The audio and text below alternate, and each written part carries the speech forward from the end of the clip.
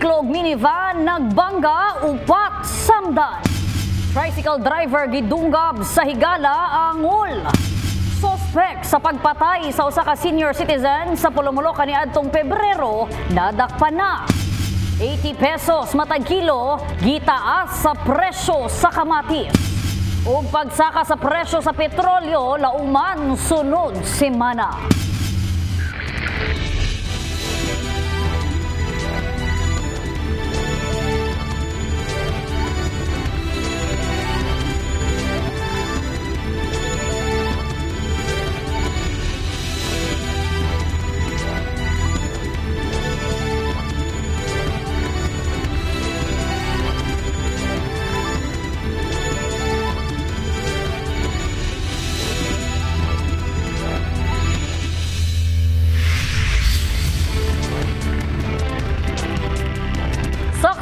Maayong hapon, adlawng Sabado, Hulyo 6, tuig 2024. Live gikan dinhi sa Brigada News Center. Ako ang inyong kabrigada nga maghatod sa inyong mga balita nga sakop sa Soxergen. Ug kini ang Ronda Brigada.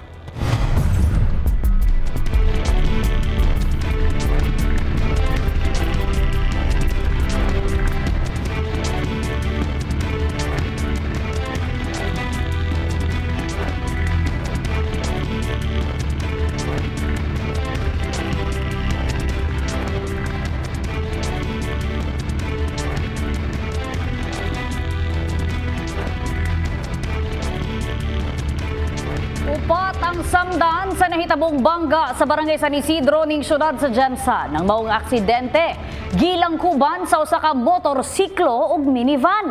Alang sa dugang detalye, ibrigada mo MJ Fernandez. Samdan ang upat mga individual kuman mabigit sa bangga pa alas 4 sa kadlawon Hulyo 6 sa Desera Avenue Corner Yumang Street, Barangay San Isidro, Jensan. Ang maong aksidente ang ikalangkuban sa usa ka motorsiklo ug minivan. Sumala pa sa pipila ka mga motoristang nakasaksi sa maong insidente. Samtang ginasubay matud pa sa mga nasampit nga bihikulo ang kadalanan, nabanggaan matud pa sa minivan nga gimanhiuan sa usa ka nagpangalang Abdul Kahir Mangudadato ang motorsiklong gimanhiuan sa 35 anyos nga lalaking nagpangalang Sandro Barsalote. Kaning van man good ma'am na puti. Gikan na siya dito niya padto diri ba. Yang raider ingon sa partner gika gapupong padton tag bulaong kaya to daw niya tong igsuon. Bali duha ang sakay sa raider, lalaki, duha ka lalaki. Gikan sila gapupong. Sakay sa minivan. Ang sa minivan duha lang to nakita na to no. Duha lang to nakita. Kusog daw ang pagbangga. Kusog man daw ang dagan sa minivan ma'am. Gikan diri walay minor ba. Yang raider gikan sa pupong paanaw tag bulaong. Tungod sa kakusog sa impact sa pagkabangga, pulos na nga lagpot ang sakay sa motorsiklo ug nakaangkon og serious head and body injury. Samtang samdan usab ang mga sakay sa minivan. Pulos na dala sa ospital mga nasampit alang sa paghatag og dugang medikasyon. Samtang una nang gibutsyag ni Police Major Oliver Paoya, hepe sa TEU Jensan, nga angay matud pang musunod sa balaod trapiko ug mahimong disiplinado ang mga driver aron malikay sa unsa mang disgrasya. Kailangan talaga madisiplina. Maging disiplinado, maging responsable, honest. Saka sumusunod dapat sa batas trapiko. Kaya isa din yan sa gusto nating mangyari. Kaya nga, gano'n na lang ang pagpupursige ng inyong lingkod na will impact para mapababa itong vehicular accident natin na involving yung mga tricycle at saka motorcycle at saka other vehicle. Kaya nga, naglalansayo ulis ng operations from umaga, tanghali, hapon, even gabi. Hindi ngayon, dahil sa sobra-sobra yung bulk of cases natin dyan na mamamatay, ayaw natin may mga mamamatayan tayo ng mga kababayan. Pulos ana sa kustodiya sa Traffic Enforcement Unit ang mga nalambigit nga bihikulo, samtang gibutsyag nga nakaangko na matud pa og inisyal nga panagsabot ang pamilya sa duha ka partido og posible nga mauli sa areglo ang maong kaso. In the heart of changing lives, kini si MJ Fernandez, Brigada News.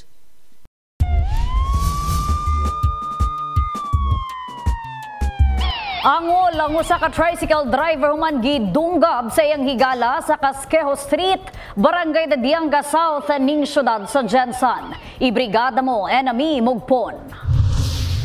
Samdan nga gidala sa ospital ang usa ka tricycle driver human kini gidunggab sulod sa iyang higala nga usa ka vendor. Base sa record sa Pendaton Police Station, nahitabo ang pagpanunggab alas 8 pasado sa gabi Hulyo 4 sa kasamtangan nga tuig. Giila sa kapulisan ang biktima nga si Nico Mamposte, 33 anyos, residente sa Lacewood Subdivision, Barangay Katanggawan. Matod pa sa nakakita sa insidente, nakurat sila nga nagsumbaganay ang biktima og suspect tunga sa dalan sa Casquejo Street, Barangay Dadianga South. Kay sila sa ang tricycle, nakita na mo diri. Naghunong ang mga duha ka tricycle, tapos nakita na mo sila abi na mo sumbaganay lang. Di ay naday panaksak tong isa. Yang day sa liog, diri dugo sa iyang Sumala pa nga nagkita ang maghigala sa naisgutang lugar, nagistoryahanay og pagkahuman didto na nahitabo ang pagpanunggab gamit ang screwdriver. Nakaangkon ang biktima og unom kasamad sa ulo, duha sa tuo og duha sab sa wala nga kamot ug usa sa kilid sa iyahang lawas. Kasamtangan kining nagpaayo sa ospital. Dagan mi, nagrescue mi. Unsay gusto niyo, sumbaganay lang. Kay di dunggabanay di itong ilaha. Dili kay ila. Gipungga namo dagan ko, giluab na ako sa iyang liog. Tapos di atong isa naday screwdriver. Mao na naigo pod ko diri sa gilid. Naigo pa siya. Kay pag-ana na ko, liab na ko, itulak na ko siya. Gisulayan sa news team nga hinabion ng suspect nga kasamtangang nakakustodiya sa kapulisan nga si Eugene Vinicario, 32 anyos, apan nagdumili na kining mohatag sa iyang kabahin. Matod pa sa kapulisan, adunay pa nagbingkil ang duha nga misangko sa pagpanunggab. Gipasakaan na sab sa kapulisan og tukmang kaso ang dinakpan. In the heart of changing lives, kini sa Brigada Enami Mugpon, Brigada News. Dakpan na sa otoridad ang sospek sa pagpamusil patay sa usa ka senior citizen sa Barangay Cannery Side, Polomolok ni atong Pebrero 8 ning tuiga. Sospek gipanghimaka kang aligasyon batok kaniya. Alang sa dugang detalye, Brigada mo Russell Jean Mantile. Balhog karon sa munisipal Polomolok ang 9 anyos na si Leita Rosalio, residente sa Barangay Upper Cleanan sa susamang lugar, human gi-issue ang warrant kaniya sa kasong robbery with homicide nga gi-issue sa Regional Trial Court, Branch 62 sa Polomolok kaniadtong Abril 5. Matod ni Police Lieutenant Johnny Rick Midel, Chief of Police sa maong istasyon, si Rosario, ang mao'y ginatudlong sospek sa pagpusil patay sa 70 anyos nga si Elizabeth Silvera kaniadtong Pebrero 8 pasado alas 7 sa gabi sa Asuncion Village, Barangay Cannery Side. Asa migula sa investigasyon nga nanglaban ang biktima kaniadtong higayuna, gumikan sa pugsanong ginakuha ang iyang cellphone. Rason nga misangko sa iyang kamatayon ug paspas nga pagsibat sa suspect. Accordingly, ito talaga yung suspect doon sa robbery with homicide doon sa Asuncion Village dati sa Barangay Cannery Side. Siya talaga na-identify ng mga victims doon na siya talaga gumawa nung agaw ng cellphone ng matanda. Tapos involved din siya sa mga petty crime dyan sa kanilang lugar. Siya din ang laging nasuspect sa mga kawat-kawat, sa mga ganun-ganun, mga small krimen. Para sa amin ito considered solved na itong kaso na ito ngayon, solved na siya talaga. Sa pakiginabi sab kang Rosalio, gipahimakak niini ang aligasyon na bato kaniya. Gikatingala na lang sumala pa niini nga nambigit ang iyang pangalan sa maong krimen. Hinuon aminado kini nga aduna kini laing kaso kaniadto nga gikalambigitan apan gipahimakak ang maong pagpusil patay sa biktima. Ang ko nagbuhat ato ma'am, ginamong gigos kagayan ato nga tay ma'am. Nya napresyo po ko dito ba? Napud ko ginatubang ito nga hearing. Yes ma'am, pero napako sa ganyan ma'am, gignan ko sa akong mga ayan nga nadaw ko na ko yung warrant diri, pero akong yulian ma'am kay siyempre wala mo nagbuhatog sala. Kaya naman po daw mga igsoon diri, like, wala ginikanan, broken family na po mi. Nya ako na lang tabang sa mga igsoon ba, motong yuli ko diri. Gipaabot sab ni Rosalio ngadto sa kabanay sa biktima ang iyang mensahe. Tubangan na lang ko, kaya wala mo po ko mabuhat. Kuyog na lang ko. Makakuan yung nagpatay gid ba nga. Siya lang po sa napatay, nisod gining mapinilan ta wala to gibuhat. Dugang pa ni Medel, walay giisyong piyansa alang kang Rosalio alang sa iyang temporaryong kagawasan.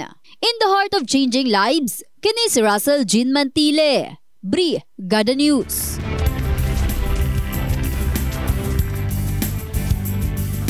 Makaagay na po ang mga konsumante nato din sa Gensan tungod sobra sa doble ang gitaas karon sa presyo sa kamatis matag kilo. Kini epekto matud pa sa nihit nga supply asa ang mga naninda ginagmay na lang sab ang ilang mabaligya. Ibrigada mo, Lizel Labajo. Ang kaning pulo nga kahong supply kamatis sa si Comi Dewol sa City Food Terminal sa Gensan karon tig-isa na lang. Itandi sa ubang lamas ang display niyang kamatis gamay na lang. Mo lang nagina ma'am isa ka kahon kay wa nagin mapalit na mo.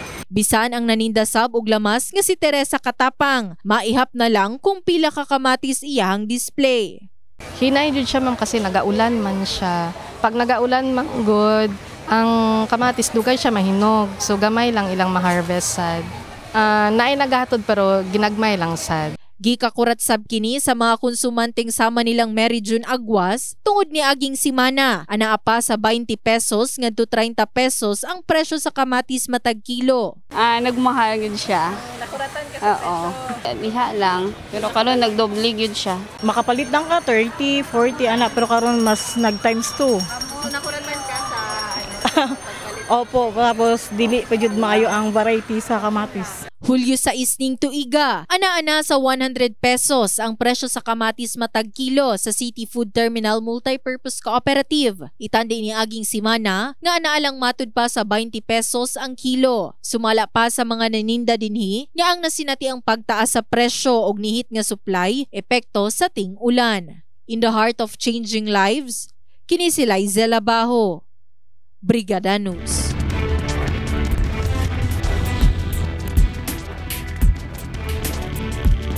Bad news alang sa mga motorista tungod duna na matud pay pagsaka sa presyo sa petrolyo. Kini na ang ikaupat nga semana nga price hike nga epektibo karong Hulyo 8. Posible nga ang produkto sa petrolyo musaka ngadto sa 1.25 to 1.50 ang matag litro ilabi na sa gasolina. 45 to 60 centavos sab ang sa diesel matag litro. Samtang 60 to 80 centavos ang sa kada litro sa kerosene. Abiso karon sa Department of Energy nga ang pinal nga adjustment sa presyo sa lana mamahimong i-anunsyo sa mga kumpanya sa Lunes. Gidepensaan sa Philippine Charity Sweepstakes Office atol sa sesyon sa sangguniang panlungsod ang operator sa local numbers game nga Trento Gaming and Leisure Corporation. Sa aligasyon nga pakyas matud pa silang makarimit sa mandatory shares sa syudad. Ibrigada mo, Richel Gubalani. Klaro ni Alicia Sabadera, Branch Manager, Philippine Charity Sweepstakes Office sa Gensan, nga mandato nila ang murimit sa share sa local government sa income gikan sa operasyon sa Small Town Lottery o STL apan gisuspinde sa PCSO ang remitan sa share sa STL dungan sa pag-issue sa Commission on Audit o Audit Observation Memorandum. As to Lotto, wala po tayong problem. Remitted po lahat 100% up to the December 2023. But as to the STL, yun po ang hinihingi namin ng pasensya. I mean, we know our obligation as to the STL LGU shares. Sa bahin ni Attorney Franklin Gacal Jr., City Administrator, kung wala na ipamaagi nga bakuha ang share sa LGU, sulod sa 17 kabulan nga wala pa nabayaran ang ayang ipaundang na lang ang operasyon sa STL. Giawhag ni Gacal ang mga konsihal nga mupasar og resolusyon aron mapaundang ang operasyon sa STL sa syudad. To remit the government share, the LGU share, which is due to the city of General Santos. And I believe this is a violation of the very reason why we allowed the operation of gambling in the city. I'd like to remind the body that it was, I think it was 2016, during my term, that we allowed the operation of STL in spite of the objection of the church, in the objection of the civil societies, simply because that we were promised, we were lured that we will be receiving ample money from the operation for the city to grant to our constituents. However, since January 2023, the PCSO failed to remit a single amount. PCSO or STL? The obligation, the PCSO is the principal. The Trento is the authorized agent. So it is the obligation of the principal to remit the money to the PCSO. Apan sa bahin ni Konsehal Richard Atindido, chairperson sa Committee on Games and Amusement sa Konseho. Well, una natin ang sanggunian ng ayaw copy sa AOM sa unsang tawag kami sa OWA. Nag-claim sa PCSO, AOM. So, kabalo ka, while ang Trento is in good faith nga nag-remit sa ilahang share, ang PCSO nga nakadawat ng AOM, no, ito ang wala nag-remit sa LGU. Makasabot ako, personally makasabot ko sa nahitabo, no, kaya nga, no, even ang LGU pag makadawat og AOM, maundang lisanan ng imuhang ginadisburse. Una nang gibutyag ni Gacal Jr. nga ang pakyas nga paghatag og remittance ang pagsupak sa gihatag nga pagtugot sa LGU sa Trento Gaming and Leisure Corporation sa ilang STL operation. Giangkon sa opisyal nga 2023 pa wala na kadawat ang LGU og share gikan sa kita sa halos 400 nga STL outlet sa Gensan. In the heart of changing lives. Kini sa Brigada Richel Gubalani, Brigada News. Gi-inspeksyon sa opisyal gikan sa Campo Crame ang detention facility sa pipila ka police precinct sa Gensan. Tumong niini aron masiguro matud pa ang proteksyon sa katungod sa mga nadakpang individual. Gani dinhi sa Gensan daghan og presuhan ang wala pa nakasunod sa PNP standard nga police precinct. Alang sa dugang detalye, ibrigada mo Richel Gubalani. Gi-inspeksyon ni Police Brigadier General Rico Baldeo labaw sa Human Rights Affairs sa Campo Crame ang pipila ka mga detention facility sa mga presinto sa Gensan. Mato di Police Colonel Nico Medes Ulaybar Jr., Direktor sa General Santos City Police Office, tumong sa pag-inspeksyon ni Baldeo mao ang masiguro nga walay nahitabong arbitrary detention ug masigurong protektado ang katungod sa mga piniriso sulod sa pasilidad sa kapulisan. Nato nga ang atong mga gym facilities dire gagmay pod kayo pareha ng adila na to inganlan pero loy kayo gahimtang ba kutukod kay puno nya gamay ra kay sila nya ang ilang CR pa rest pod kay usahay mo gawas pa kay barado ana. So ato na nang gi-address sa una pa. Gisuta usab sa inspeksyon ang status sa custodial facility ug mismong estado sa mga presinto sa kapulisan. Dito na mga filing cabinets nga makita unta mga storage para ma-keep ma-protected ang atong mga dokumento against siyempre flood, ulan, baha, sunog. Pero mo to ilang gi-recommend dito. Giangkon sa opisyal nga daghan pa nga presinto sa Gensan ang wala makasunod sa PNP standard nga police precinct sama sa Bula Police Station nga naa pa sa road right of way hinungdan nga gamay ang selda og kung magsunod-sunod ang dakop mahimo kining overcrowded nga pasilidad. Commission on Human Rights makaingon nga dili gid makatao o dili gid makapasar sa standard. Considering nga gamay kayo, vulnerable kayo sa harm, attacks, or other retaliation from their victims or katong masuko nila, bisag dili nila biktima. Dugang sa opisyal, naghimo na sila og lakang sa tabang sa lokal nga panggamhanan aron masunod ang PNP Standard Police Precinct. In the heart of changing lives. Kini sa Brigada Richel Gubalani, Brigada News. Nagpasa og resolusyon ang kapitan sa Barangay Tinagakan ngadto sa LGU nga nagahangyo sa pagduso og ordinansa nga 60 km/h nga speed limit sa highway sa naisgutang barangay. Sumala ni Kapitan Geoffrey Salanyo, tumong niini aron makunhuran ang insidente sa bangga sa National Highway nga sakop sa Tinagakan ngadto na sa Barangay Batumelong ug Katanggawan. Gisumite na matud pa niini ang resolusyon sa lokal nga panggamhanan ug naghulat nga kini na ang maaprobahan sa konseho. Buot usab sa opisyal nga mapatuman ang maong balaod aron sab madisiplina ang mga driver.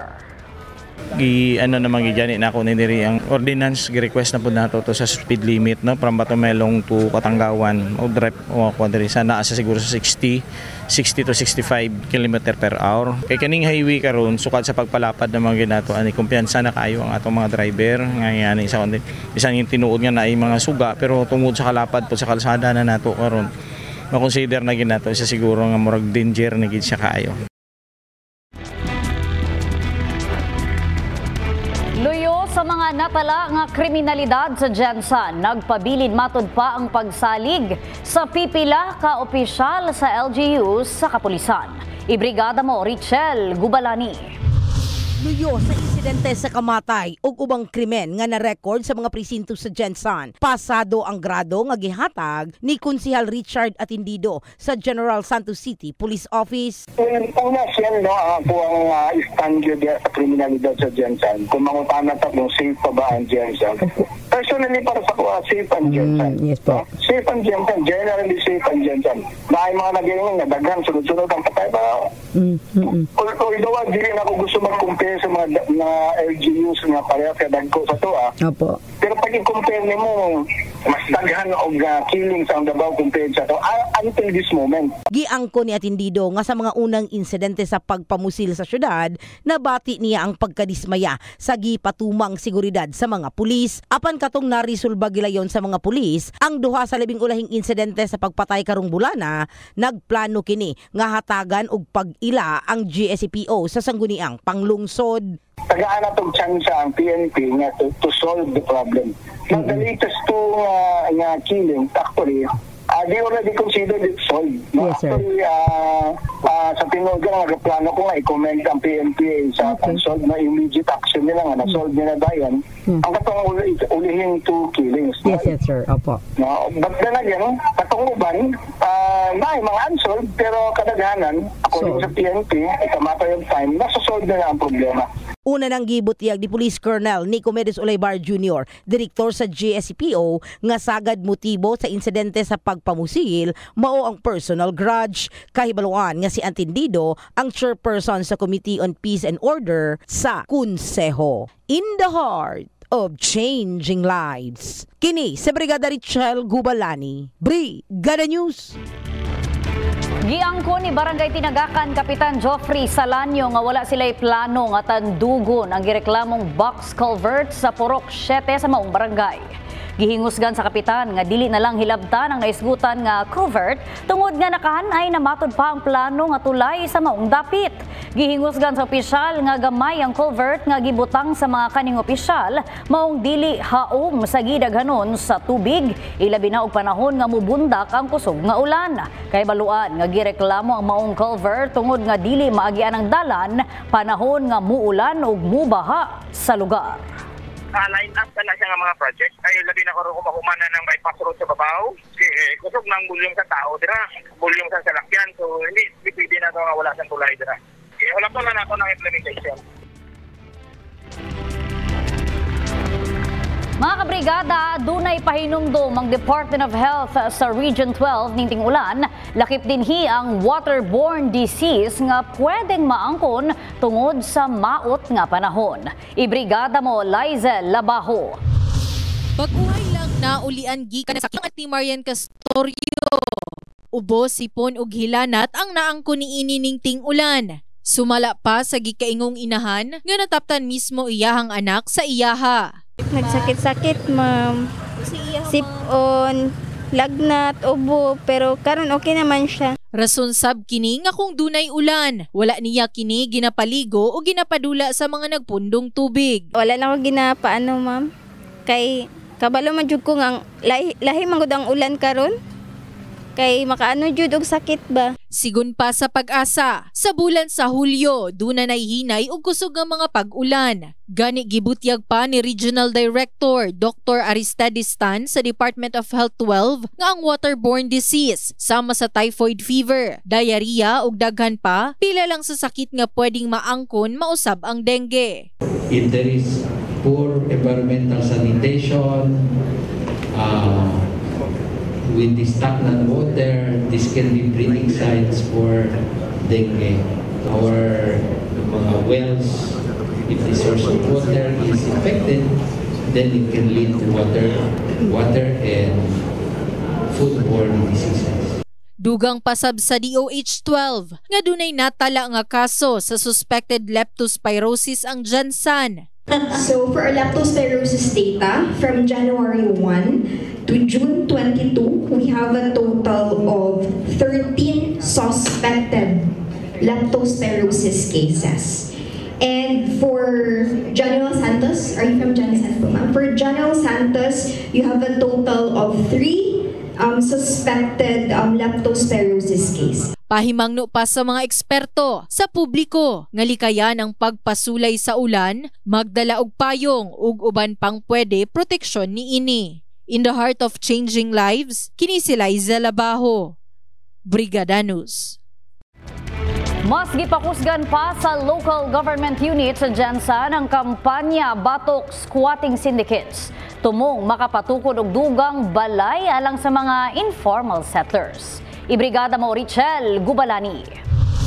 Mas ipakusgan sa local government unit sa Jansan ang kampanya Batok Squatting Syndicate. Pinaagi sa pagmugna og anti-squatting body. Mato di Engineer Ronald Nuneza, labaw sa City Housing and Land Management Office. Usa sa problema sa LGU sa pagpangita og relocation site, mo ang problema sa yuta tungod sa mga professional squatters. Although, kung atong tanawon, thousands na atong land sa public domain, pero siyempre daghan mga underlying problems plus legalities, then may mga claims, patong-patong bitaw mo bitaw yun ako nga munang irony sa ato is because if we are trying to look at katong mga public spaces na to, more than 10,000 hectares na siya, including katong mga FLGLA, katong bitang mga Ranso and others. Pero problema na itong irony is even one maglisod tag-move. So medyo dako ang challenges in terms sa land manggod. Dapat we have much available areas. Dugang ni Nuneza, kini ang hinungdan sa pagbugna og pagpakusog karon sa kampanya nila Batok Professional Squatters sa syudad. Naana na siya, no? Naana na siya, pero kari siya nga tokiunon medyo lalom-lalom ni kay anti-squatting syndicates, which has been our problem for decades siguro. Kay baluan nga nasa halos 7,000 ang gikonsidera sa LGU nga mga informal settlers gikan sa danger zone sa area sa Jansan. In the heart of changing lives. Kini sa Brigada Richel Gubalani, Brigada News. At tangi sa among pagbalik. Inflation rate sa nasod miubos sa 3.7% sa bulan sa Hunyo ning tuig. Gireklamong linya sa kuryente na aksyonan na. Og Brigada Kalingawan naghatod og pahalipay sa Garden Hills, Barangay Bawing, Jansan. Kanang tanan sa pagbalik sa Ronda Brigada. Sa unang higayon, miubos sumala pang inflation rate sa nasod sa bulan sa Hunyo. Kinibase sa taho sa Philippine Statistics Authority. Apan, nasinatian baka kini sa atong mga residente. Alang sa dugang detalye, Brigada mo Russell Jean Mantile. Mihinay sumala ang dagan sa mga palaliton kaniadtong Hunyo tuig 2024. Gikan sa 3.9% inflation rate kaniadtong bulan sa Mayo. Pag-abot sa Hunyo, ana-ana lang matud pa kini sa 3.7% base sa Philippine Statistics Authority. Usa matud pa sa hinungdan sa paghinay sa inflation mao ang pag-ubos sa singil sa kuryente, gasolina ug bugas nga mao isagad ginagastuan sa mga Pilipino. Apan sinati baka kini sa mga residente ang pag-ubos sa inflation. Dili ko na mo mapil nga anak na gud kay ilibran siya kato ang kuan gud sa kuan ang pobre murag di gud kakaya sa mga palaliton. Pero para nang bugas mo kuan agin man to ang 55 kilos man nagpalit man gud ana. Niabot nag 1,320. Kaya baka na sa kanamong mga pobre pod ana. Nya mo ubos man siya gamay rasad nya ang panarbaho pod murag ang sweldo dili pod ingon dako ang sweldo. Ang bill pod dako pod among bill. Taliwala sa pag-ubos sa inflation alang sa bulan sa Hunyo. Gani dili pa mahibaw-an kung kini magpadayon. Gumikan base sa PSA. Kasamtangang mahal gihapon ang presyo sa mga palaliton. Lakip na sa pagkaon sama sa karne o gulay. Gani kung basihan sumala pa og maayo ang inflation sa bottom income sa mga Pilipino. 30% income sa matag household. Ana kini sa 5.5%. Buot pasabot ni ini, sinati gihapon sa mga kabus pinansyal ang pagsaka sa bili sa mga palaliton. Mais, ito ay nasa 13.1% mula sa 6.5%. Isa ay yung meat and other parts of slaughtered land animals. Substantial din kasi yung weight nito, 6.4%. Halos dumoble yung inflation niya nung Hunyo kumpara noong Mayo, 3.1% mula 1.6% noong Mayo 2024. Ay ang vegetables, tumaas sa 7.2% ang inflation niya noong Hunyo mula sa 2.7%. So basically, napod nagsaka, napod nagbaba. Maka-income man pero igo rapod ibayad, igo rapod ang sobra, igo rapod ipamalit og bugas ug sudan. Nya hina pod ang trabaho. Ang mamaligya ay ugulay nga si Romeo Bayaton. Pantay lang sumala pa ang nasinati ni ini. Nga aduna gayud-higayon nga musaka ang presyo sa mga palaliton ug bayro nun. Apan aduna man sabi gayon nga muubos kini. Depende na lang sumala pa sa diskarte sa mga konsumante kung paunsa sila makasugakod o magbudget. Aron ugaling aduna may pagsaka sa presyo, makalahutay gihapon. Lisod-lisod man gihapon ka ana. Pero kung bisan bahala ginagmay lang god. Kung maningkamot ka karaadlaw, dili ka matulog-tulog nya kaon na di na pwede. Kung siya'y pag-abot nimo ang imong pagkaon wala man gihapon. Pero kung maningkamot ka karaadlaw, nakakwarta ka bisan ginagmay lang god. Makasurvive man lang gihapon ka ana. In the heart of changing lives, kini si Russell Jean Mantile. Brigada News. Gitunol na ngadto sa Barangay Conel Jansan ang bagong shredder machine gikan sa Department of Agriculture 12. Gani, tungod diini, ginalauman nga makagama na ang Barangay Conel og organic nga abono. Alang sa dugang detalye ay brigada mo, Danny Cassie. Nahimong bulahan ang Barangay Jansan tungod sa benepisyaryo sa programa sa Department of Agriculture nga libreng shredder machine. Sumala ni Kagawad Sandy Cunyado nga wala pa sila kasayuran sa paggamit sa machine. Hinungdan nga nanginahanglan pa sila og orientation. Gipaklaro sa opisyal nga mikabat sa 17,000 na ang tao sa ilang barangay. Hinungdan nga nagadaghan ang hugaw maong pinagi sa gihatag nga himan magkunhuran ang ilang problema sa isgutanan nga basura. Salamat kay ani nga ako kay ning tabang ba.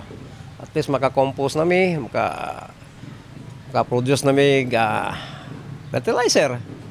Pinaka-importante, ma-recycle na to ato ang mga materials diri sa Conel. Human nga natunol sa maong barangay ang hisgutan nga makinarya, nagadaom ang DA12 nga matabangan na sila sa ilang basura. Gipasiguro ni Edgar Alan Pasaol nga anaa ang ahensya nga nakaanda muhatag og tabang sa mga nagikinahanglan nga sama sa Conel. Nagalaom usab ang nahisgutan nga pinaagi sa nadawat nilang makinarya, makaangkon ang mga mangunguman niini og abono nga gikan sa barangay, gikan sa mga basura nga nakolekta sa 17 ka mga purok. Sa makadawat sa atong mga machinery atong ambingan para tuloy-tuloy lang atong paggamit ani, and then dakog tabang ni sa atong mga farmers. Sa kasamtangan, gipaklaro ni Kagawad Cunyado nga temporaryong gibutang una sa gawas nga bahin sa Barangay Hall ang makinarya sa rason nga dili makasulod ang sakinan nga nagdala niini tungod nga masangit sa atop pananglitan nga ipamugos ang pagpasulod. In the heart of changing lives, kini si Brigada Danny Cassie, Brigada News. Nasulbad na ang problema sa linya sa kuryente sa Purok 6, Barangay Tinagakan, ning siyudad sa Jansan. Sigon sa nagreklamong residente nga nagpasalamat kini sa pag-aksyon sa maong problema bisan pa manog mikabat sa unom ka bulan ng ilang pagpaabot aron matarong ang lubi nga gihimong linya sa ilang kuryente. Nagpasalamat usab ang maong residente tungod dili na sila mabalaka sa posibleng risgo sa maong poste. Dako gyud pasalamat sa inyo og sa sukuti ko pod nga ila po giaksyonan ang akong gihangyo sila nga ibalik sa dating posisyon ang poste nga wala na sa lubi. Ora na salamat sir. Naghatod og pahalipay ang Brigada Media Group sa mga residente sa Gardens Hill, Purok, Upper London, Barangay Bawing ning syudad sa Jansan. Mga idaran ug mga batanon nakaangkon og grocery items, bugas ug cash prizes. Ibrigada mo MJ Fernandez. Napuno sa kasadya ang pag-abot sa Brigada Media Group Gardens Hill, Upper London, Barangay Bawing, Jansan. Ni partisipar sa mga padula ang mga idaran, ingon man mga kabatanunan. Asa ubay-ubay nga mga papremyo ang madaog sa mga nisalmot sama sa bugas, grocery items o cash prize. Usa sa nakadaog si Ana Luz. Asa dakong tabang matud pa ang nadaog ang grocery pang konsumo matud pa sa ilang panimalay. Grocery, salamat kaayo na nakadaog ko ng ingon ani. Wala man po ko nagdaog, nakadaog dahil ko. Salamat sa brigada. 2 ka bulan pa lang. Makakon po, makasurvive po sa bugas. Bugas ang mga grocery. Salamat kaayo. Uy, sobra pa kalingaw. Sa Bring Me Challenge, nakadaog si Kizel Joy asa nakadawat og 1,000 pesos nga gamiton matud pa niini ang premyo sa pagpalit sa panginanglanon sa iyang anak. Ako sinadogan nimo. 1,000. Saan ni 1,000? Pwede bugas o gatas. Lisod di kinabuhiran ma'am. Lisod po, pero kaya nun. Lingaw kayo. Dagan man. Sinaptik. Sa gipakitang talento sa pagsayaw, nahimong nagkaangkon usab og premyo si Jeneline CP. Sayaw og budots. Pilay premyo. 500. Salamat kayo. Sali mo 500. Palit og bugas. Mawagid niya ako ang talent, ma'am. O kanta gamay. Salamat po dayani sa Drive Max nga baso sa tanan nga staff, ma'am. Makita sa mga ngisi o katawa sa mga kabrigada sa Gardens Hill ang ilang gibating kalipay sa pagbisita sa Brigada Media Group sa ilang lugar aron nga maghatod og pahalipay. Atangan ang lugar nga sunod adtuan sa brigada alang sa pagpahigayon og kalingawan ug paghatag og mga papremyo. In the heart of changing lives, kini si MJ Fernandez, Brigada News. Padayon gihapon sa pagdawat ang Kabrigada Foundation Incorporated alang adto sa mga kabrigada nato nga nanginahanglan og ginabang. Alang sa cash donations, mamahimo kining ipadala sa Kabrigada Foundation Incorporated security bank account number nga makita karon sa inyong TV screens. Alang sa in-kind donations, ipadala kini sa Brigada Complex nga nahimutang dinhilang sa Analasay Road, Barangay San Isidro, General Santos City. Og sa mga gustong mahimong brigada volunteer, pwede pod kamong mudangup dinhi sa estasyon og magpalista. Mao ka na naglangkob sa Ronda Brigada karong adlawng Sabado. Mga istoryang 24 oras nga gitutukan sa news team sa Brigada TV. Kinatibuk ang pagserbisyo hatod alang sa publiko, way sagol nga bakak, tanan alang sa kamaturan. Ako si Brigada Hannah Perez, in the heart of changing lives. Ug kini ang Ronda Brigada.